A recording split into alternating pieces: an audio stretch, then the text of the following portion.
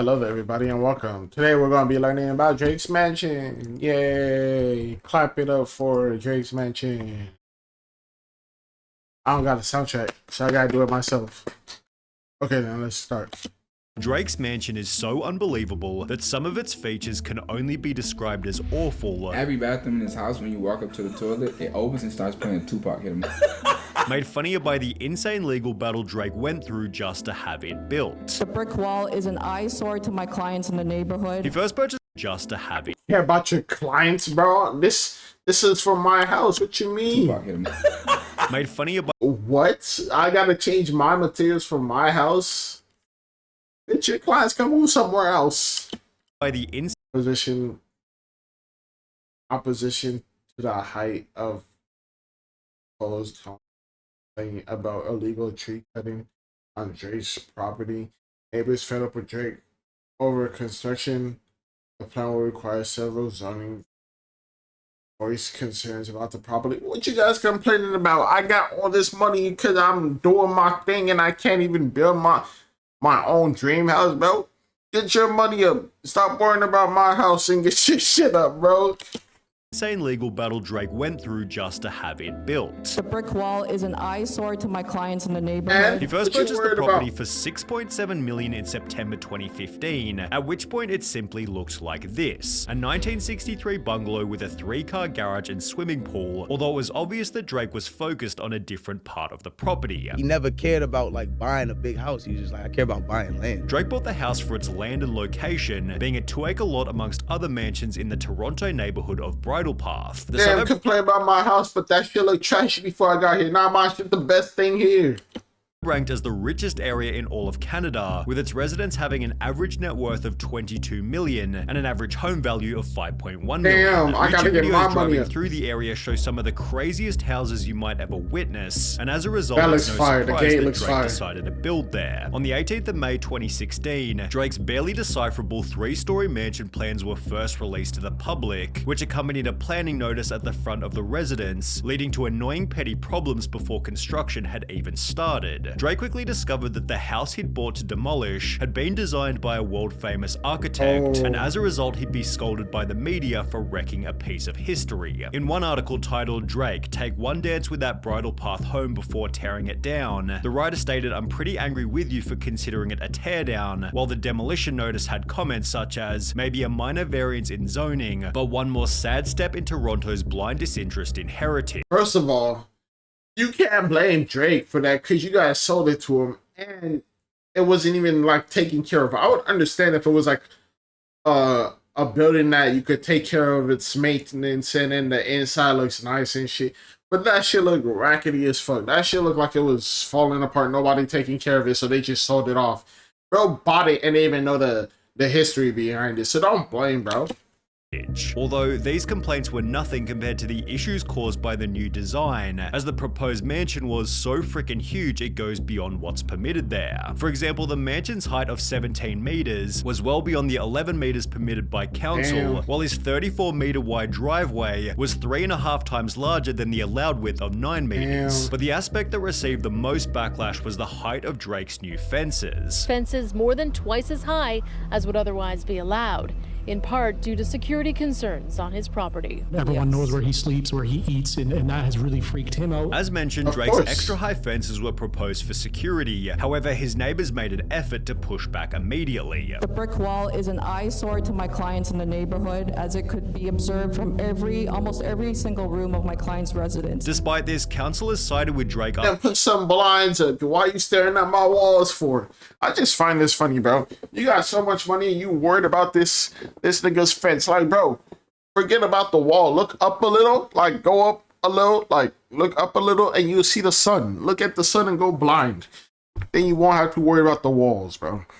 Like you would think that bro is building some disgusting walls that don't match nothing, don't even look good.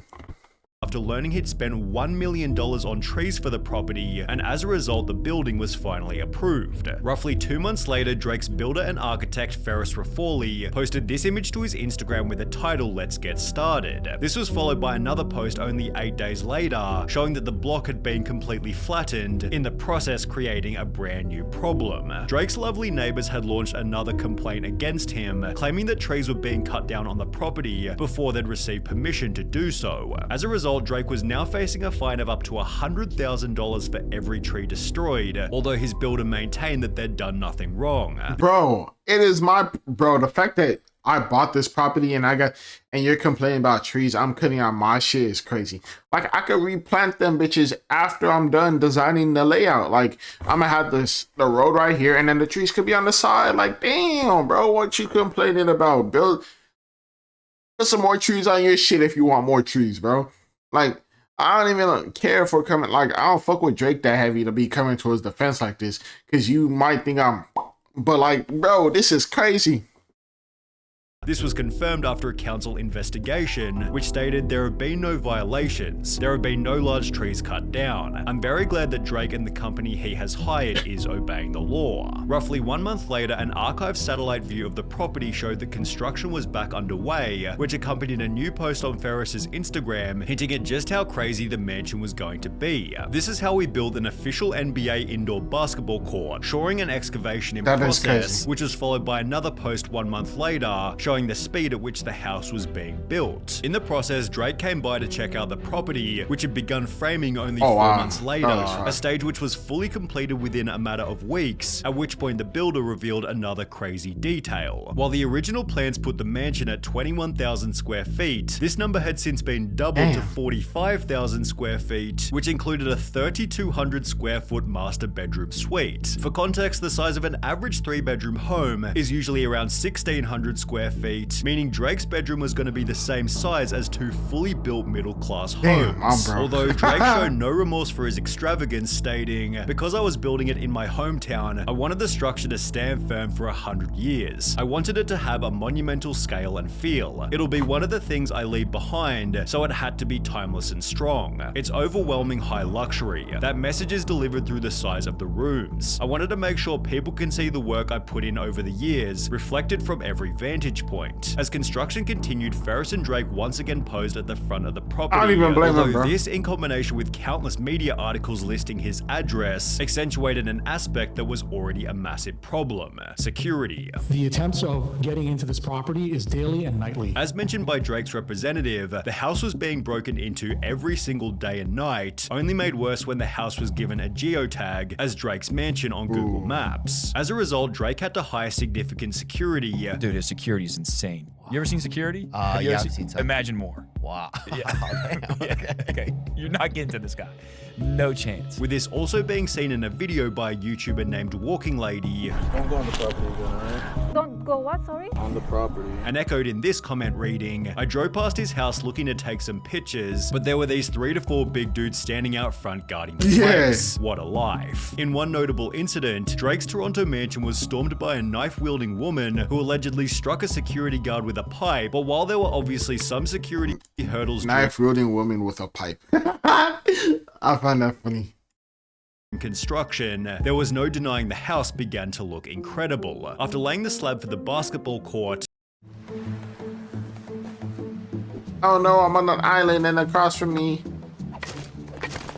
It's where I need to be." Ferris uploaded a video showing the court's entire construction process, which included a Drake-themed scoreboard, Drake-themed on-court branding, and even Drake-themed basketballs. The video received comments such as, "This is the dopest indoor court I have ever seen a celebrity have. Beats Shaq's and Jordan's, but while the basketball court could only be described as awesome, there were other aspects of the property that were better described as awesomely stupid. For example, Drake spent $700,000 on the world's most expensive Yeah. bed. Created specifically for Drake's house, the bed named Grand Vivitas weighs 530 kilograms or 1,168 pounds Yo. and took over 600 hours just to make a single one. The bed has a damn. whiskey and champagne bar on the backside of the bed head and a dedicated team of employees who flip and clean the mattress every 3 months. In addition to the bed, Drake had a 4,000-pound bathtub delivered to his ensuite, which was made from one giant piece of marble at a cost of over $50,000. After finishing in the tub, Drake can get dressed in his 2-story walk-in closet, which he's since defended as being an important part of the property. The bedroom is where I come to decompress from the world at the end of the night, and where I open my eyes to seize the day. The bed lets you float, the shower lets you escape and gather your thoughts, and the closet makes you want to talk to yourself while getting dressed. On the 5th of October 2019, roughly 3 years after construction first began, Drake posted this video to his Instagram showing that the luxury mansion was nearing completion. You know what that looks like? That looks like the lobby of a fucking fancy ass hotel that you just like them hotels that'd be like 50,000 a night. Hotels or 50,000 a day. I don't know how much the most expensive hotel is. I've never been to one, but that damn near looks like one. While providing walk in, there's a front desk. You go over there, ring the bell, ding ding ding ding.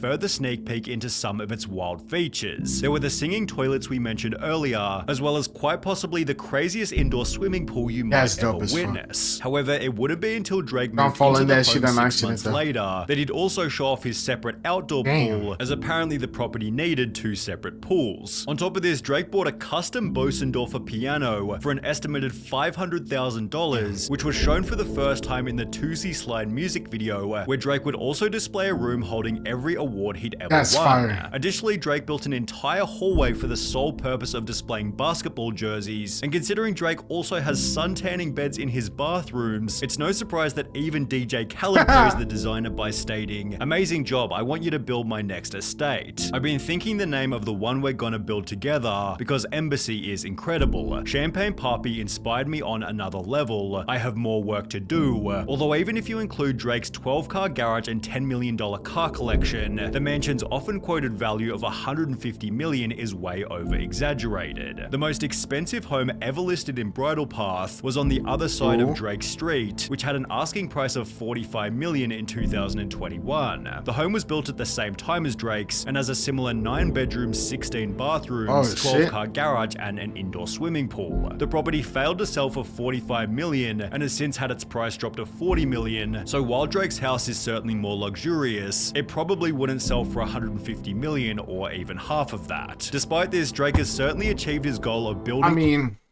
it probably depends. Like, if you're a Drake super fan and you happen to be like up there enough to get that shit and still be like good. Like, say Elon Musk was a Drake super fan, he would have bought that shit. Like, you're not telling me Elon wouldn't have bought that shit and been chilling. Like, he would have bought that shit for it easy. A monumental— But then again, Elon doesn't like— hypothetical, of course— property, albeit at the cost of his time, money, and even his safety. So you think you know— Hey, but dude, hey. YouTube with the ability to make a story about Drake's mansion sound like the end of the end of humankind. I'm dead.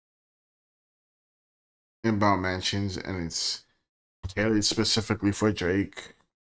Not that that's the issue. The issue is reselling long after Drake is gone. It's quite possible this place will be abandoned. Will sit abandoned for a very long time. Too many mansions around the U.S. sit unused and despair. Despair. Hold on. Let me sit up and zoom in so that I can read this shit because I can't see. Where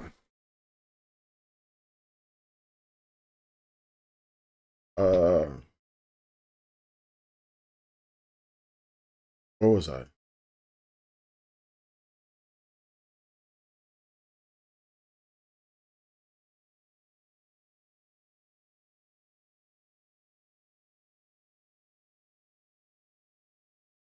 better. Smart. This repair because a previous owner and sell them because of their problem. Sure, I'd buy a mansion like this, live it up, but there are only a handful of people who could actually afford this. People with that type of money are not likely to have the same taste as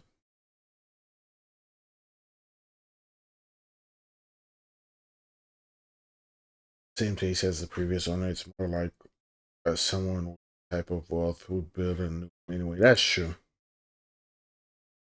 Given the extent Drake gets another, I see. Look, I could see it like two ways, right? It could be like, okay, like it's either that or he has so much money that it'll be generation, like so many generational wealth, like there'll be so much wealth spread throughout the generations that like 6, 7, 8, 9 generations, right? Maybe if they're good with their money, will be still be living in that mansion, right? So like his kids, like that mansion is so big that his whole family could live in that, bro. Like 9 bedrooms, right? So like there's him and his wife if he gets married, right? His kid gets a room.